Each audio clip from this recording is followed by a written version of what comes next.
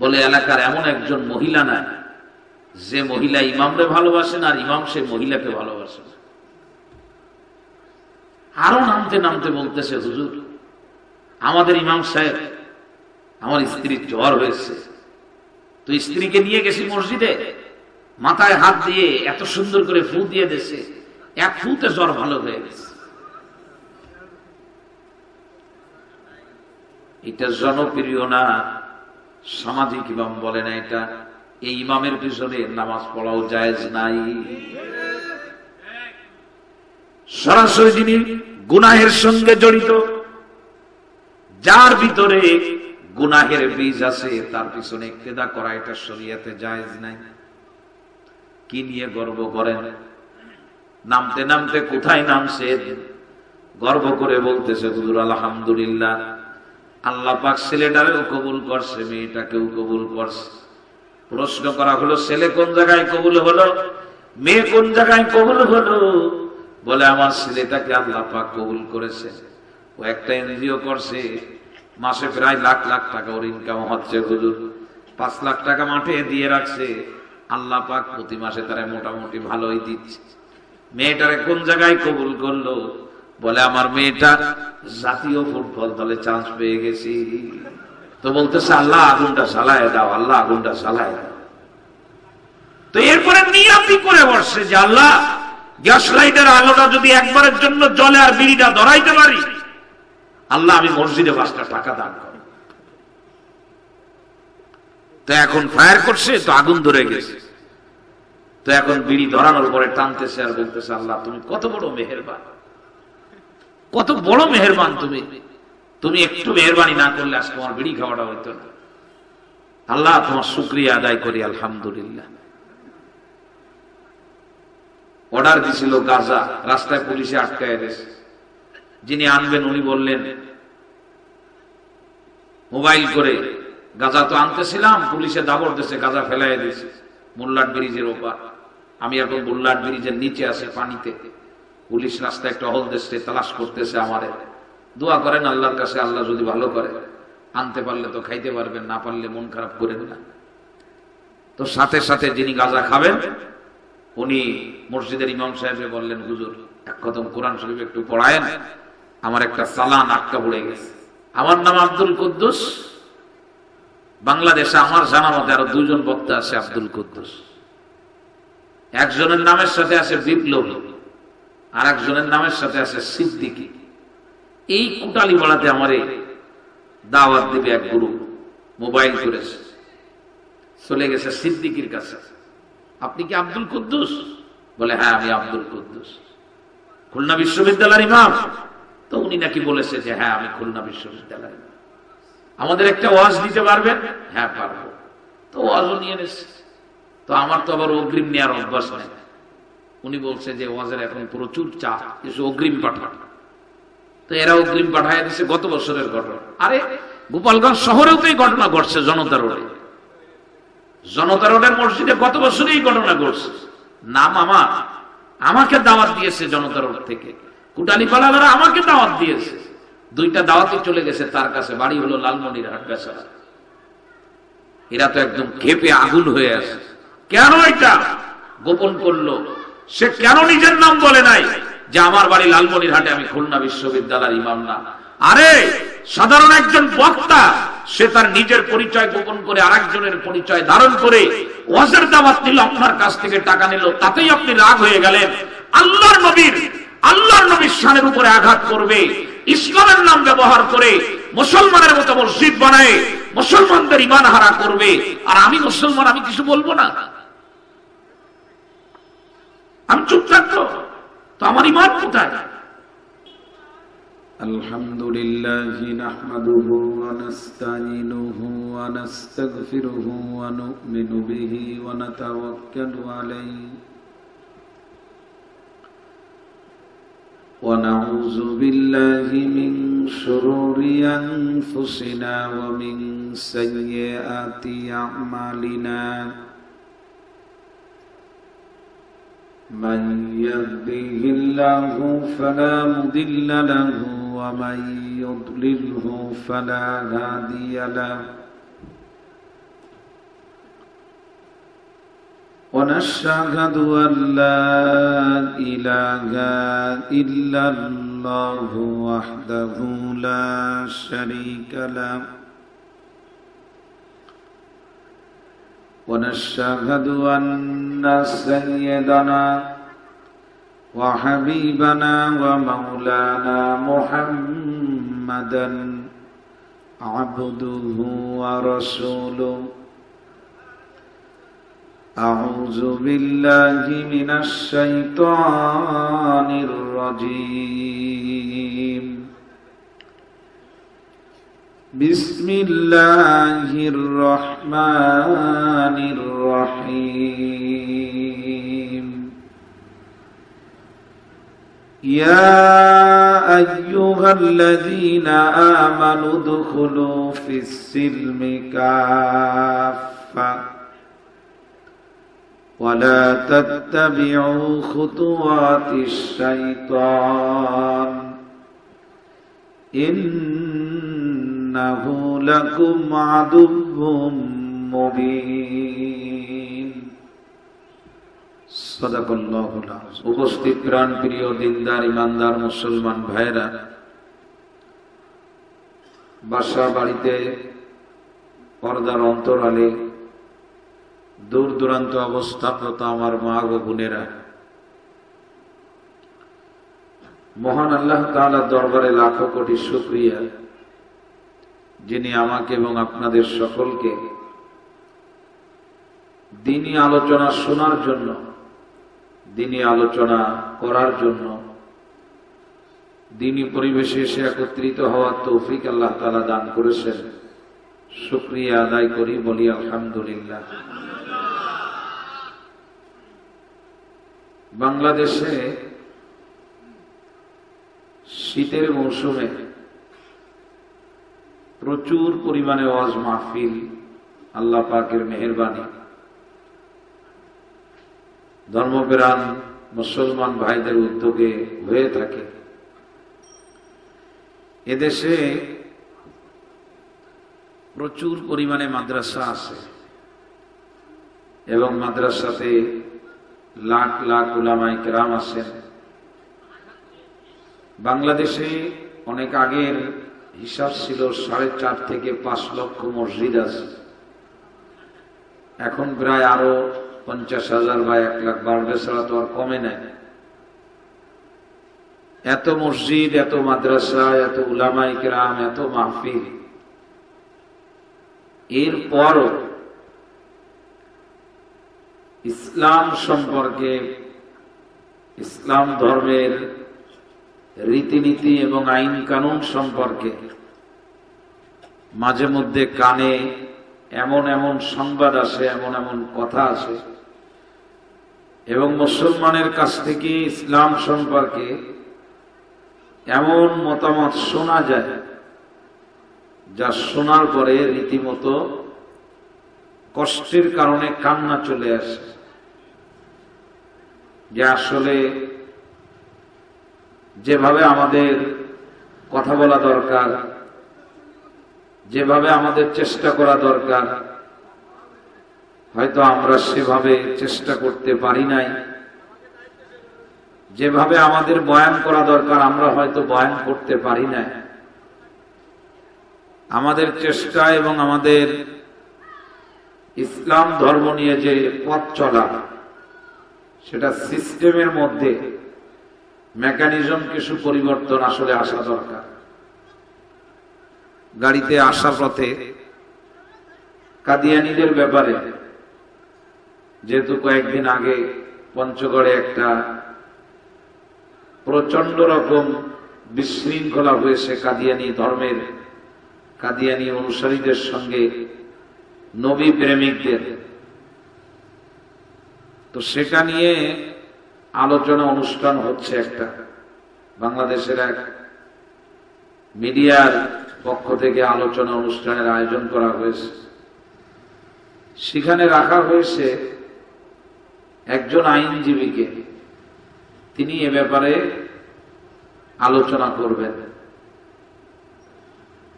রাখা হয়েছে বাংলাদেশের ধর্মীয় নাম ধারণ করা একটা বিশ্ববিদ্যালয়ের উপাচার্যকে, আমি প্রতিষ্ঠানের নাম আপনাদের বললাম না, আর একজনকে রাখা হয়েছে, তিনি হলেন ঢাকার, বাংলাদেশের রাজধানী ঢাকার প্রাণ কেন্দ্রে অবস্থিত একটি মসজিদের ইমাম, তিনি খতিব। যিনি এটার উপস্থাপনা করতেছেন তিনি হলেন আল্লাহর এক বান্দি। তিনি প্রশ্ন করলেন বাংলাদেশের একটি ইসলামী নামে প্রতিষ্ঠিত একটা বিশ্ববিদ্যালয়ের উপাচার্যকে এবং ওই মসজিদের ইমামকে, এরপরে প্রশ্ন করলেন লয়ারকে, যে কাদিয়ানীদেরকে আমরা কাফের বলি, আমরা বলার অধিকার রাখি কিনা, রাষ্ট্র রাখে কিনা, আমরা তাদেরকে কাদিয়ানী বলতে পারবো কিনা। যে আলোচনায় 3 মুসলমানের বাচ্চা করল তা শুনে রীতিমতো মনের দিক থেকে বিশ্বাস করেন এখন আর ওই কিচ্ছা কাহিনী বলে ওয়াজ করার মতো মানসিকতার ভিতরে নাই আমার। আমরা কাদিয়ানীদেরকে কাফের বলি কি না বলি এটা পরে আমি জিজ্ঞাসা করব। প্রথম প্রশ্ন করতে চাই, কাদিয়ানীরা আমাদের কি মনে করে? সহজ কথা না এটা? এই মাইকের আওয়াজটা ঠিক করো, অপারেটর কি? প্রথম কথা হলো যে আমরা তাদেরকে কাফের বলি কি না বলি এগুলো পরে বলবো। কাদিয়ানী ধর্মে যারা অনুসারী তারা আমাদেরকে কি মনে করে? এ প্রশ্নের উত্তর কি দিবে এই মহিলা, কি দিবে লয়ার, কি দিবেন উপাচার্য মহোদয়, এটা তো আসলে জানা দরকার। কাদিয়ানীরা আমাদেরকে কি মনে করেন? মুসলমান মনে করেন নাকি? তো মুসলমান মনে করলে তো আমাদের পিছনে নামাজ পড়ার কথা। গোলাম আহমদ কাদিয়ানীকে তাদের মত অনুযায়ী নবী না মানার কারণে তারা আমাদেরকেও তো মুসলমান মনে করেন না। আপনারা বারবার বলতেছেন যে স্বাধীন সার্বভৌম বাংলাদেশ, যার যার ধর্ম নিয়ে সেই সেই থাকবে, কোনো অসুবিধা নাই। বাংলাদেশে হিন্দু ধর্মের অনুসারী ভাইরা আছেন না? খ্রিস্টান ধর্মের অনুসারীরা আছেন না? বাংলাদেশে বৌদ্ধ ধর্মের অনুসারী আছেন কিনা? কারোর কি এই ব্যাপারে কোনো মাথা ব্যথা আছে? কারোর মাথা ব্যথা নেই। হিন্দু ভাইরা তাদের চমৎকার ভাবে তাদের ধর্মীয় রীতিনীতিগুলি তারা প্রতিপালন করেন, তারা তাদের ধর্মীয় আইন কানুন তারা মেনে চলতেছেন। খ্রিস্টানরা মানেন, বৌদ্ধরা মানেন, আমাদের অসুবিধা কোথায়? বরং ইসলাম ধর্ম তো তাদের ধর্মীয় স্বাধীনতায় কেউ যদি হস্তক্ষেপ করে, ইসলাম সে জায়গার মধ্যেও হস্তক্ষেপ করেছে। তাদেরকে স্বাধীনতা দিতে হবে, তারা নিশ্চিন্তে নির্বিঘ্নে তাদের ধর্ম মানবে, এই স্বাধীনতা তাদেরকে দেওয়া লাগবে। কোনো কথা নাই এই ব্যাপারে। আল্লাহ তাআলা কোরআন শরীফের ভিতরে আমাদের নিষেধ করেছে, ওয়ালা তাসুব্বুল্লাযীনা ইয়াদউনা মিন দুনিল্লাহি ফায়াসুব্বুল্লাহা আদওয়াম বিগাইরি ইলমিন।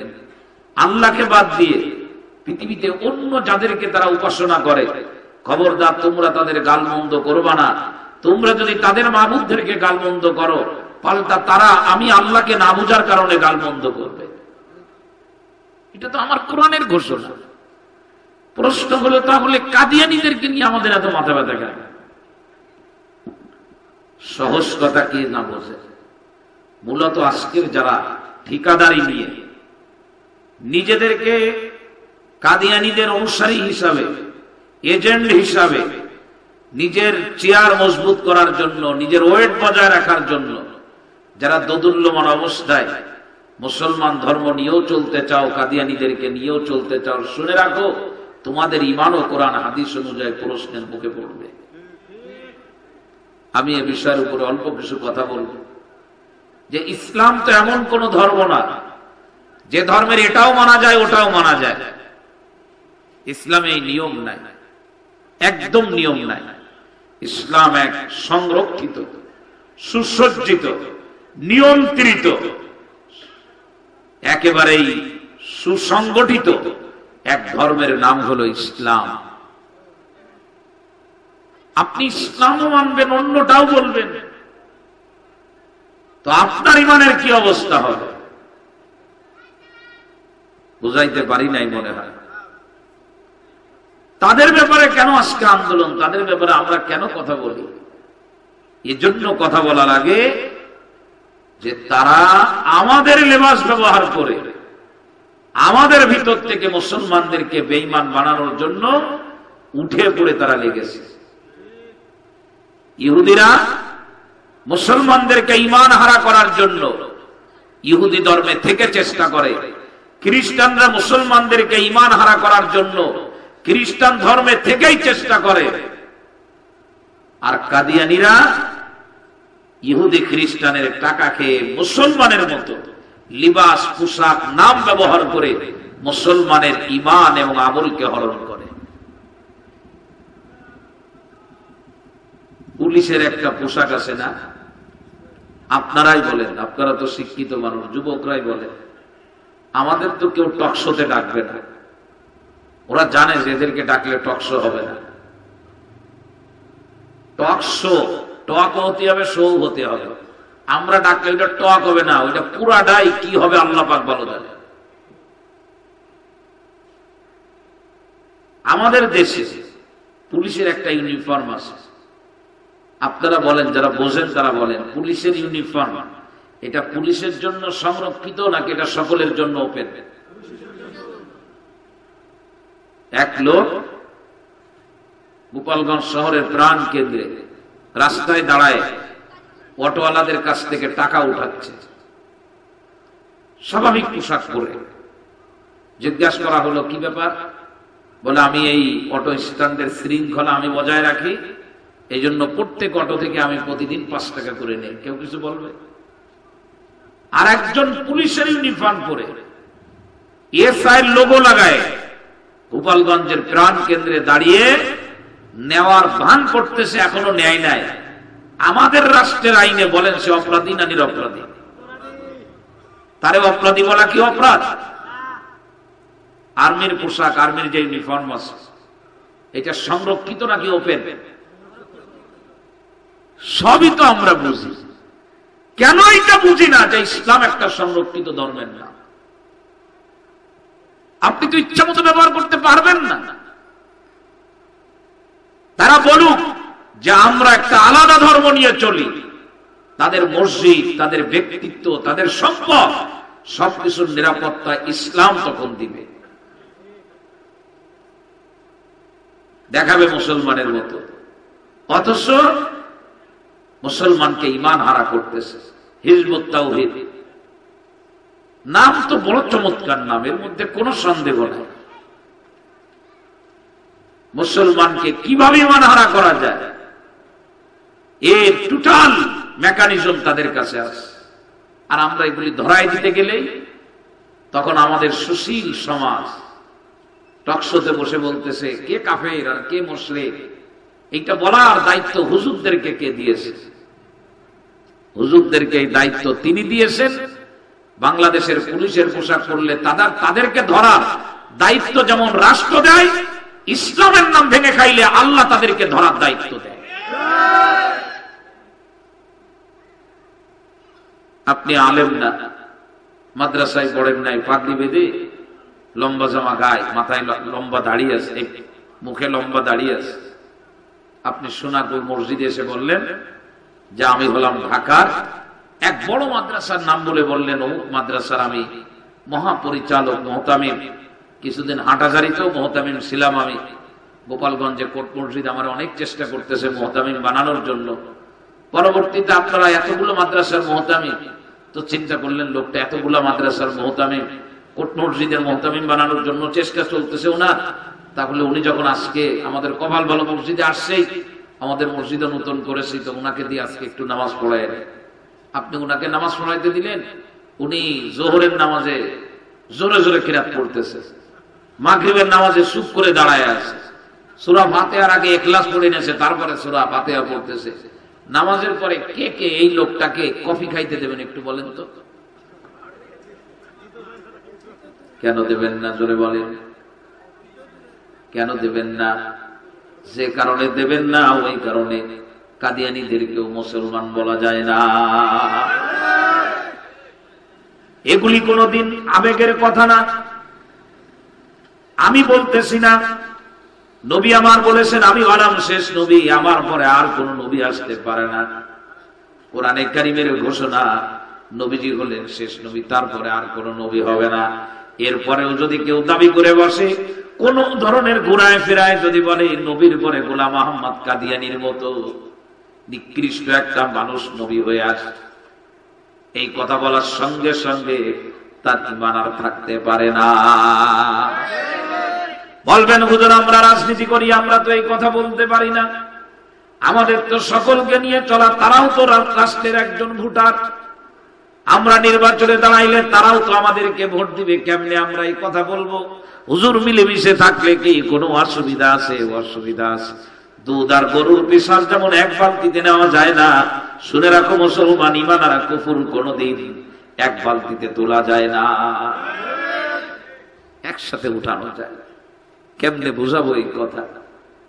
বুঝাইতে গেলে কে কি মনে করে, আরে হুজুর একটু সাহাবীদের ঘটনা বলবেন, আপনি এসে কাঁদিয়ানি শুরু করছেন।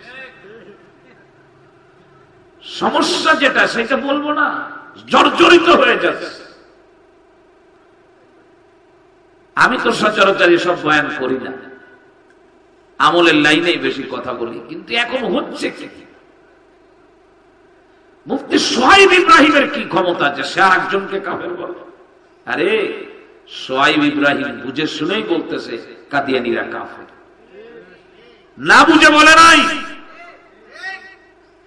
বুঝি না, আমাদের বুঝে রইল। আমি নিজেরে মনে করতেছি আমি খুব সার্বজনীন, সবাই আমারে ভালোবাসে। ওই যে এক মসজিদের কমিটির লোকজন বক্তারে বলতেছে, হুজুর আমাদের ইমাম সাহেব এতটা সামাজিক মানুষ, সোশ্যাল ম্যান, আসলে এর কোন নজির নাই, বাংলাদেশের দ্বিতীয় কোন ইমাম পাওয়া যাবে না। আমরা তো মসজিদে আসার হুজুর সময় পাই না, কিন্তু আমাদের ইমাম সাহেব কি যে এক মানে জনপ্রিয় ইমাম, আপনার ভাবি, এরপরে আপনার ভাইজি, সবাই ইমামের মারাত্মক ভক্ত। আমি ভক্ত হইতে পারি নাই, আমার বউ ইমাম সাহেবের ভক্ত হয়ে গেছে। ইমাম সাহেব খুব সার্বজনীন ইমাম। কার আইবে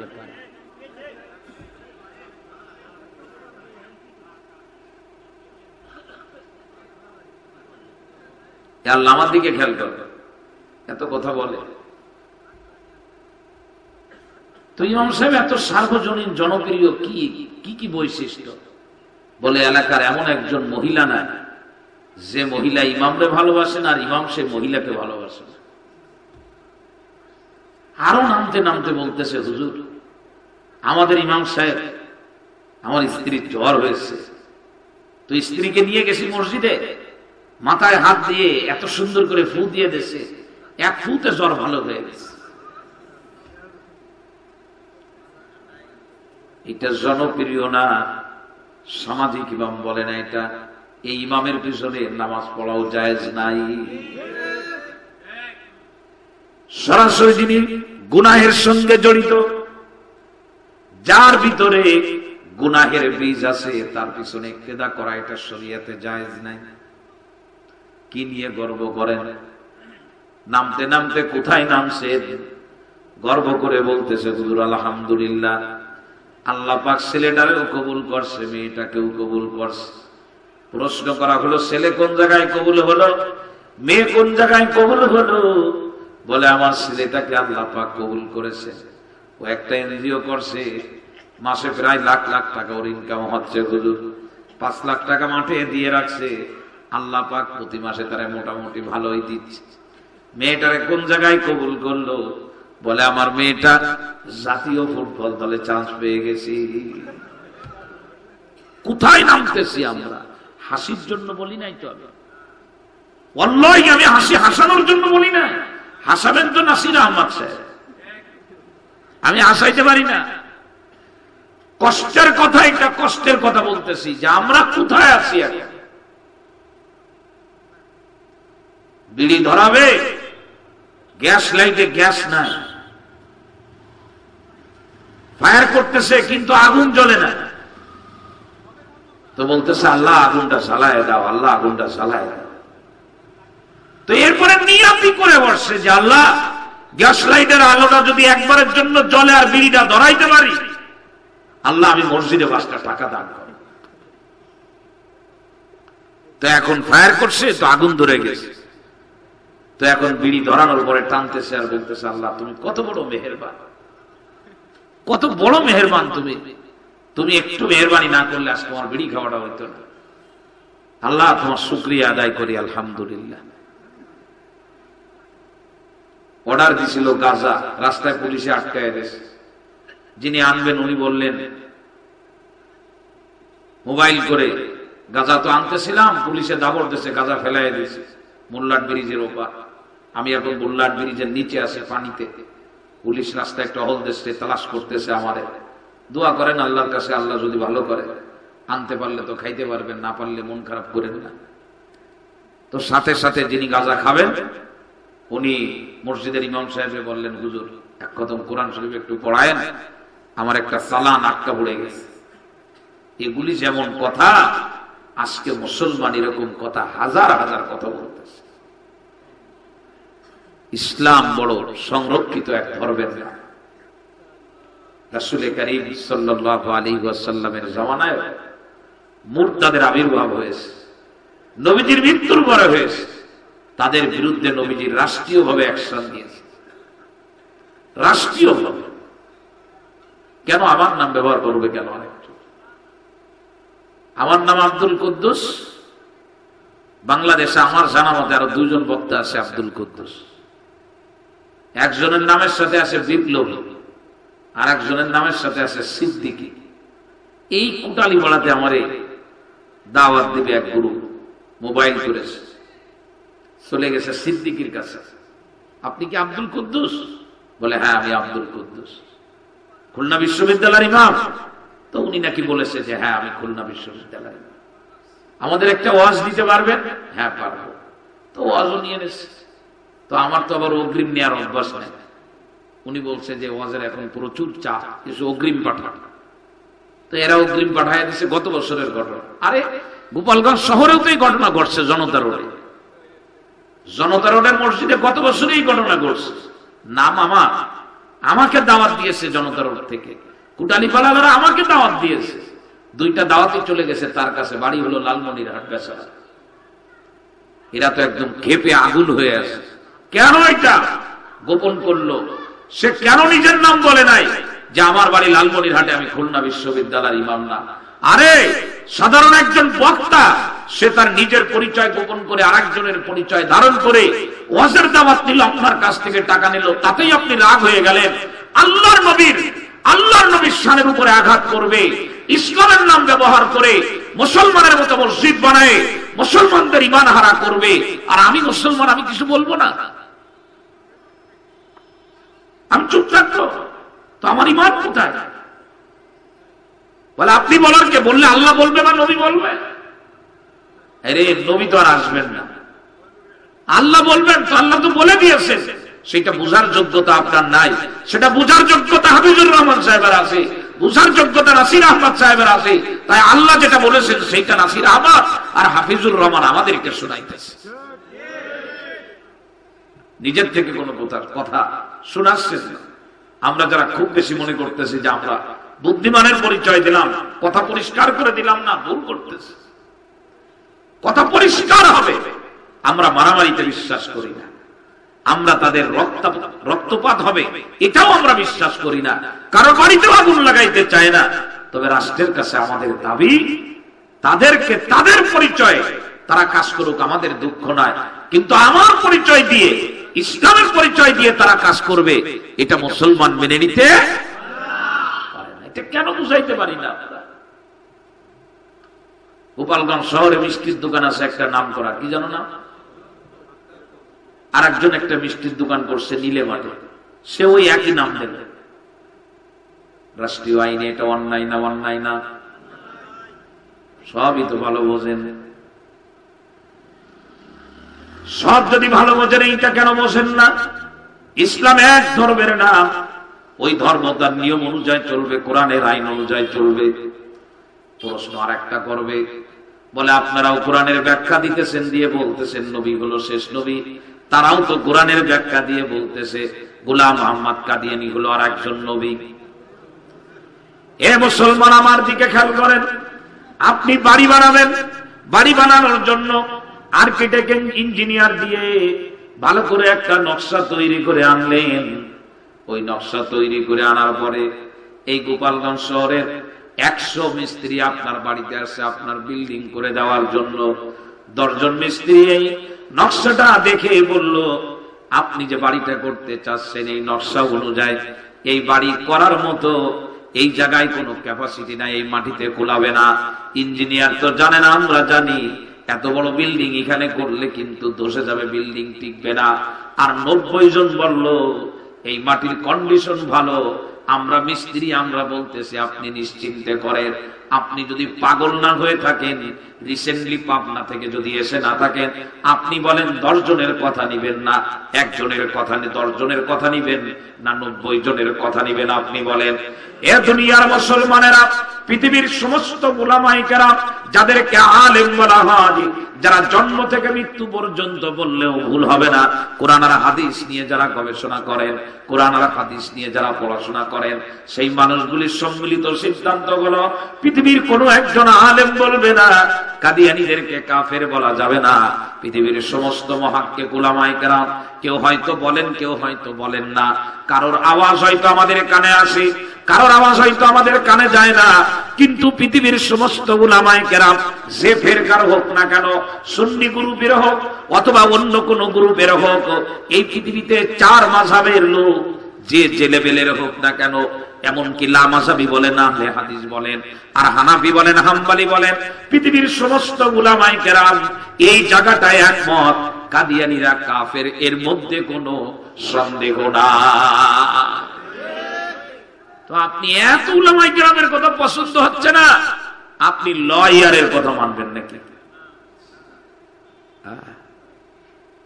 বোঝানোর জন্য বললাম, ইসলাম খুব সংরক্ষিত, খুব সংরক্ষিত। এখানে আবেগে কিছু করা যায় না। আমি আমার সুবিধা এটা করলে ভালো হতো। ফজরের নামাজ 6টা, এখন শেষ সময় কত?